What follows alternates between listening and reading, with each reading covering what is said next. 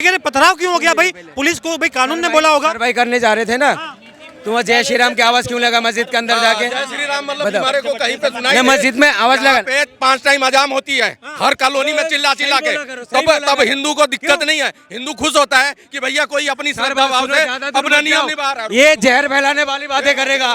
वैसे आप सुनने की कोशिश तो करो यार, जय जय जय करने से कुछ नहीं होता। बोलने से थोड़ी बोलेंगे। प्रेजेंट पे हो, ये देखो ठीक है ठीक है ठीक है भाई साहब, ये बात कर रहे हैं कि ये हो रहा है वो हो रहा है, पथराव हुआ।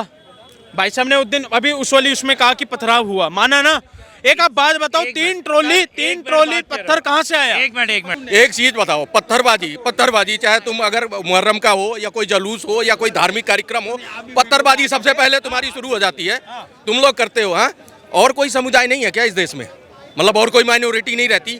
तुम माइनॉरिटी कहीं तो हो नहीं, मेजोरिटी में हो, लेकिन तुम्हारे से ही क्यों होती है? ये पथराव की बात में सवाल उठाएगी। राजनीति उत्तर प्रदेश के संभल में अब मानो दंगे का माहौल भड़क गया है।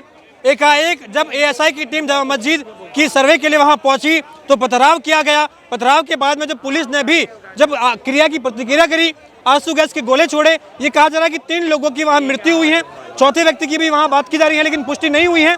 बार बार कहा जा रहा है क्या योगी जी के राज में अब मुसलमान सुरक्षित नहीं है? क्या योगी जी के राज में अब मस्जिदें खतरे में हैं? क्या इसी तरीके से हर मस्जिद के नीचे अगर राम को ढूंढा जाएगा, हर मस्जिद के नीचे अगर हनुमान जी को और शिव जी को ढूंढा जाएगा, तो क्या भारत देश की धर्मनिरपेक्षता का खतरा है या नहीं है? कई सवाल खड़े हो रहे हैं कि हर मस्जिद के नीचे राम ढूंढेंगे, हर मस्जिद के नीचे आप जो है शिव जी ढूंढेंगे, तो इस देश का क्या हाल हो जाएगा? मोहन भागवत भी बोले थे कि हर मस्जिद के नीचे इस तरीके का माहौल नहीं होना चाहिए।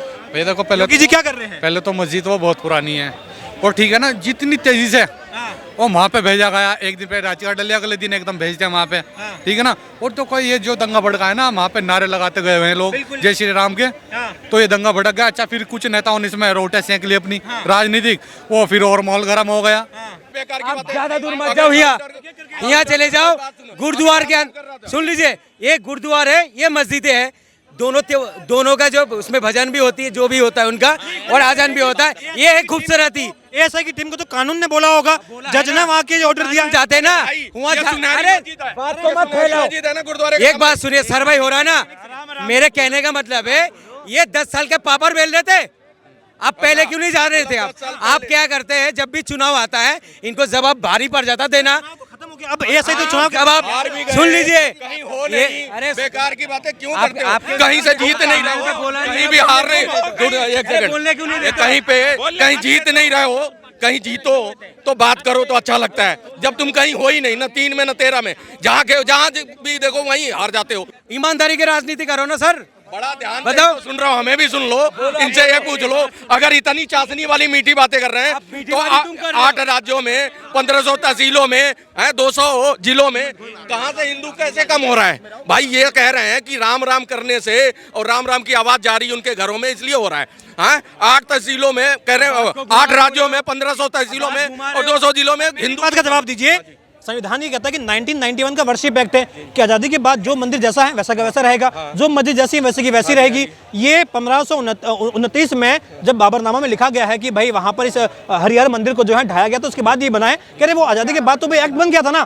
अब आप जो है गड़े हुए मुर्दे उखाड़ के हर मस्जिद में राम ढूंढेंगे तो वर्षिप एक्ट लाने वाली कांग्रेस है। अगर कांग्रेस का विरोध करते हैं तो लोग बाहर आ जाते हैं। अगर कोई वामपंथी जितने भी दल हैं किसी का विरोध करो तो परेशानी हो जाती है। विरोध इसलिए हम कर रहे हैं, वर्षिप एक्ट लाए, सनातन के नाम एक सनातन बोर्ड दे दो, वक्फ बोर्ड लाए, सब कुछ लाए, करते ही रहे, देते ही रहे, किसी को नहीं दिया। पीडीए का भी दो बातें बताई ना कि मुजफ्फरनगर दंगों में 90 करोड़ का मुआवजा एक के लिए आया। दूसरी बात बताता हूँ, इन्होंने क्या करा, 18 आतंकवादियों को रातों रात बड़ी मतलब वो उसके मुकदमे वापस ले लिए। अदालत ने बुला के बोला भैया पद्मश्री दोगे क्या? ये कर क्या रहे हो तुम लोग? भैया ये आतंकवादी हैं, इनको तुमने रातों रात इनके मुकदमे वापस क्यों ले लिए? तो जब ये चीजें देख रहा है हिंदू, तो आज जब बराबर में खड़ा हो रहा है तो बिलबिला ना कहें। अच्छा, मेरा आपसे एक सवाल है, एक सेकंड, एक सवाल है। असदुद्दीन ओवैसी कह रहे हैं कि अब कत्लेआम हो रहा है यूपी में और मुसलमानों की मिल की अहमियत, उनकी जो मस्जिदें हैं वो उनसे छीनी जा रही है। क्या आपको भी लगता है कि मोदी योगी के राज में मुसलमानों की जो धार्मिक स्थल है, जो मस्जिदें हैं, वो छीनी जा रही है? अभी अटल बिहारी वाजपेयी जब थे, क्या बोल के गए थे? जे मंदिर, जहाँ पर मंदिर है, मंदिर वैसे ही रहेगा, जो मस्जिद है वहीं रहेगा, कोई धर्म स्थल को छेड़ा नहीं जाएगा। ठीक है बोल गए थे कौन सी नहीं, स्टेटमेंट आपको दिखा सुनाई दो थोड़ी ना। देगा। आपके पास मोबाइल चलिए है, बात दिखा दो। सुनिए। आप मोबाइल है कोई दिखा दो स्टेटमेंट। आप जो बोल दो वो अटल बिहारी बोल गए थे। बाबा साहब भाई साहब एक मिनट जी के लिए बोल रहे हैं ना, दुनिया की सबसे बड़ी कुरान इस टाइम यूपी में दी जाएगी, समझ रहे हो? दुनिया की सबसे बड़ी मस्जिद यूपी में बन रही है, तब तो आप योगी जी को नहीं बोले कि योगी जी को बनवा रहे हैं। ऐसा नहीं है बाबूजी, आपकी बात नहीं हो रही, आपकी बात नहीं हो रही। एक मिनट मैं उनकी बात कर रहा हूँ, सुनो। ये कह रहे हैं भाई, कह रहे हैं भाई, आपने कहा कि आर्टिकल नंबर ये नहीं कहता, आर्टिकल नंबर वो नहीं कहता। आर्टिकल नंबर भाई साहब एक बार ये भी नहीं कह रहा था कि जब वो ये कह रहे थे कि जब क्या सऊदी अरब में क्या है मोहम्मद साहब का मक्का मदीना में वो जब सब्सिडी दी जाती है, ये भी तो भाई साहब फिर एक बात अलग है ना, समझ रहे हो? बाबा साहब ने ये भी तो नहीं लिखा था 2300 रियाल दिए जाते हैं। बाबूजी एक लेना चाहिए, बाबूजी एक मिनट मेरे बाबूजी बात सुनिए। जो भाई जो तो मैं यही कहने की कोशिश कर रहा हूँ बाबूजी, मुद्दे की बात नहीं है मेरे भाई साहब, पहले सुन तो लो, जैसे वो सुनते हैं वैसे आप सुनने की कोशिश तो करो यार। जायजा जायजा करने से कुछ नहीं होता। प्रेजेंट पे हो ये देखो प्रेजेंट वाली ठीक है बात पे। ठीक है ठीक है भाई साहब, ये बात कर रहे हैं कि ये हो रहा है वो हो रहा है, पथराव हुआ भाई साहब ने उस दिन अभी उस वाली उसमें कहा कि पथराव हुआ, माना ना? एक आप बात बताओ, तीन ट्रॉली पत्थर कहाँ से आया? एक मिनट अब तुम आग में घी डाल रहे हो तो वहाँ पे होगा। अब जय श्री राम के नारे लगाते हुए तुम मंदिर में जा, उसमें मस्जिद में जा रहे हो, तो सीधी सी बात है, दंगा तो गलत है ना, ये मौलवी काटना। क्या लग रहा है आपको? अब योगी जी पर सवाल उठ रहे हैं कि योगी जी की पुलिस क्या कर रही है? पुलिस नहीं, गुंडे मवाली हैं ये लोग, तो सपा के नेता कह रहे गुंडे मवाली हैं, ये गोली मार रहे हैं सीधा। कानून नहीं है क्या देश में? संविधान नहीं है क्या देश में? ये जो कह रहे हैं ना कि ये योगी जी के गुंडे पाले में, ये माननी जो ये सपा कह रही है, ये सपा के गुंडे हैं। अच्छा जी। ये सपा जो है ना अपना जो काम करती है। अगर बात करूं मैं सपा के कार्यकाल की, तो जब ये मुलायम सिंह की सरकार थी और इसके पिता, इसके लड़के का नाम क्या है, अखिलेश यादव की, तो इसके पिता ने राजनीति करी है धर्म के नाम पे। इसने भिड़वाया यादवों को ब्राह्मण से, ठाकुरों को भिड़वाया दलितों से। ये करता है राजनीति पे, राजनीति करता है धर्म के उस पे। ये जो इसने कहा किस पे करता है? मोदी जी किस पे करता मोदी जी है? नहीं धर्म करते। पे नहीं करता राजनीति। धर्म पे नहीं तो करते। ये क्यों बोला था इलेक्शन जीतने से पहले, जब मुसलमान की औरत ज्यादा बच्चा पैदा करती है, तुम्हारा बैच छीन के लेके चला जाएगा, तुमसे मुजरा करवाएगा, तुम्हारा माटी छीन लेगा, तुम्हारा बेटी छीन लेगा, तुम्हारा रोटी छीन लेगा। ये मोदी जी का बयान है इस पे।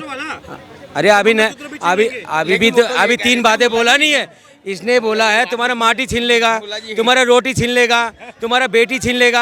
अरे बेटी भी तो आप छीन रहे हो, रोटी भी आप छीन रहे हो। ये कह रहे हैं कि भाई मोदी जी ऐसे करते हैं, मुझे 2 बच्चे पैदा करो वो ठीक रहेंगे, जो दाल रोटी खिला पाओ। ये थोड़ी 10 ये कह रहे हैं, ये कह रहे हैं, मैं 2 घटनाएं बताता हूँ। ये क्या नाम अखिलेश यादव का, जब उनकी सरकार थी, सुन लो मुल्ला जी, जब उनकी सरकार थी 2 घटनाएं बताता हूँ। मुजफ्फरपुर दंगे में पीड़ित दोनों हुए थे, मुसलमान भी मरा था, हिंदू भी मरा था। 90 करोड़ का मुआवजा जारी किया था, तो अदालत ने बुला के फटकार लगाई, भैया ये कौन सा तरीका है? भाई एक समुदाय दोनों पीड़ित हुए हैं, अब 90 करोड़ का मुआवजा एक समुदाय के लिए, ये है उनका पीड़िए। ये कहते हैं ना ये लोग कि बड़ा बढ़िया हो रहा है सब कुछ। एक चीज बताओ, पत्थरबाजी चाहे तुम अगर मुहर्रम का हो या कोई जलूस हो या कोई धार्मिक कार्यक्रम हो, पत्थरबाजी सबसे पहले तुम्हारी शुरू हो जाती है, तुम लोग करते हो। हाँ, और कोई समुदाय नहीं है क्या इस देश में? मतलब और कोई माइनॉरिटी नहीं रहती? तुम माइनॉरिटी कहीं तो हो नहीं, मेजोरिटी में हो, लेकिन तुम्हारे से ही क्यों होती है? ये पथराव की बात में सवाल उठाएगी।